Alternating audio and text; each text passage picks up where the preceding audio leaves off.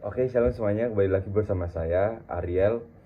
Saya adalah mahasiswa aktif di Sekolah Tinggi Teologi Nazar Indonesia.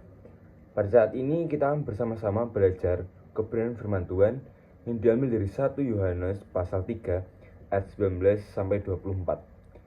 Pada firman Tuhan hari ini kita diajak untuk merenungkan mana kasih yang sejati dan bagaimana kasih tersebut membawa kita pada ketetapan hati di hadapan Tuhan.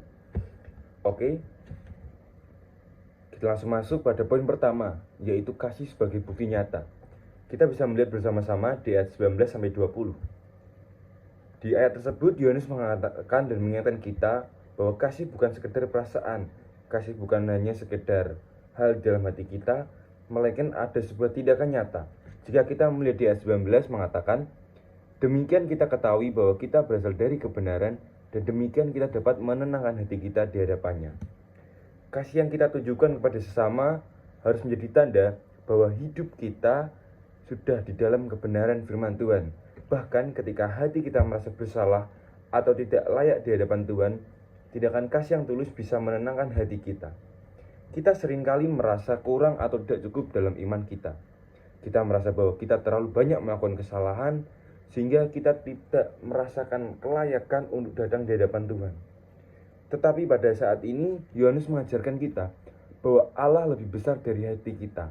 Dia mengetahui segala sesuatu, termasuk kasih yang kita nyatakan melalui tindakan kita. Ini adalah wujud penghiburan yang luar biasa bagi kita yang sering merasa jauh atau kurang sempurna. Lalu yang kedua, kita akan belajar mengenai ketetapan hati di dalam doa. Ayat 21-22, Yohanes kemudian berbicara tentang pentingnya ketetapan hati dalam doa. Di ayat 21-22 berkatakan seperti ini, saudara-saudaraku yang kekasih, jikalau hati kita tidak menuduh kita, maka kita mempunyai keberanian percaya untuk mendekati Allah. Dan apa saja yang kita minta, kita memperolehnya daripadanya. Ketika kita hidup dalam kasih dan menaati perintah-perintah Tuhan, kita meroleh keberanian untuk datang kepada Tuhan dalam doa. Hati kita menjadi lebih tenang karena kita tahu bahwa kita berjalan dalam kehendak-Nya. Hal ini tidak berarti kita menjadi sempurna, tetapi ada hubungan yang dekat antara hidup dan kasih dan doa yang berani. Ketika kita hidup menurut kehendak Tuhan, doa-doa kita akan selaras dengan rencana Tuhan dan dari situlah jawaban doa berasal untuk kehidupan kita. Lalu yang ketiga, kita belajar mengenai perintah Tuhan. Di ayat 23, perintah Tuhan mengatakan mengenai kasih dan iman. Ini dari perintah Tuhan, yaitu supaya kita percaya akan nama Yesus Kristus, anaknya, dan supaya kita saling mengasihi sesuai dengan perintah yang diberikan Kristus kepada kita. Di ayat 23 ini, Tuhan tidak memerintahkan hal-hal yang rumit atau hal-hal yang membingungkan kita dalam kehidupan kita. Melainkan ada dua hal utama, yaitu iman kepada Yesus dan kasih kepada sesama. Sama halnya seperti yang dia katakan Yesus, kasihlah sesamamu manusia seperti dirimu sendiri. Kasih yang dimaksud di sini bukan hanya kata-kata, melainkan kasih yang dinyatakan dalam perbuatan. Iman tanpa kasih adalah hampa, sama dengan dikatakan kitab Yakobus mengenai iman. Iman tanpa perbuatan hakikatnya mati. Dan kasih tanpa iman pun tak berarti. Keduanya harus berjalan bersama-sama, beriringan bersama-sama, karena iman kepada Yesus membawa kita pada kasih yang sejati. Lalu di ayat 24, pada poin yang terakhir ini kita akan mengetahui bahwa ada hadiah yang Tuhan Yesus berikan dari sebuah ketaatan, yaitu kehadiran Roh Kudus. Di ayat 24 ini Yohanes menegaskan bahwa barang siapa menaati perintahnya akan tinggal di dalam Allah dan Allah di dalam dia.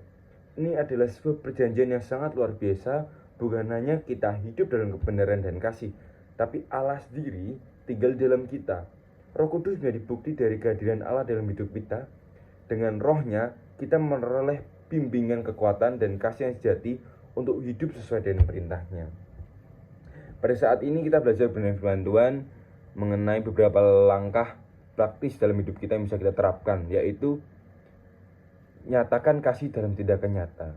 Mungkin kita bisa merenungkan apakah kita sudah menunjukkan kasih kita kepada sesama kita, bukan hanya melalui kata-kata, tapi ada tindakan-tindakan praktis, tindakan yang efektif dari pembelajaran ini. Lalu yang kedua, kita bisa hidup dalam ketenangan hati.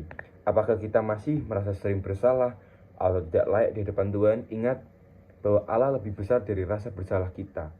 Lalu berdoalah dengan penuh keyakinan ketika kita hidup dalam kasih dan menaati Tuhan, kita dapat berdoa dengan penuh bahwa Tuhan mendengarkan dan menjawab sesuai kehendak-Nya, sesuai dengan waktu yang Tuhan tetapkan di depan kita. Lalu kita harus menaruh kepercayaan kita, harapan kita secara penuh dalam Yesus dan hidup di dalam kasih. Iman dan kasih adalah dua pilar kehidupan rohani yang harus kita pegang, yang harus kita lakukan setiap harinya. Lalu yang terakhir, bahwa ketika kita menaati Tuhan, kita merasakan kehadirannya melalui Roh Kudus yang tinggal di dalam kita. Oke teman-teman, renungan pada hari ini telah selesai, pada saat ini telah selesai. Semoga renungan ini bisa menguatkan kehidupan kita dan juga bisa menjadi kiriman dalam kehidupan kita. See you next time pada renungan selanjutnya. Tuhan Yesus memberkati. Shalom.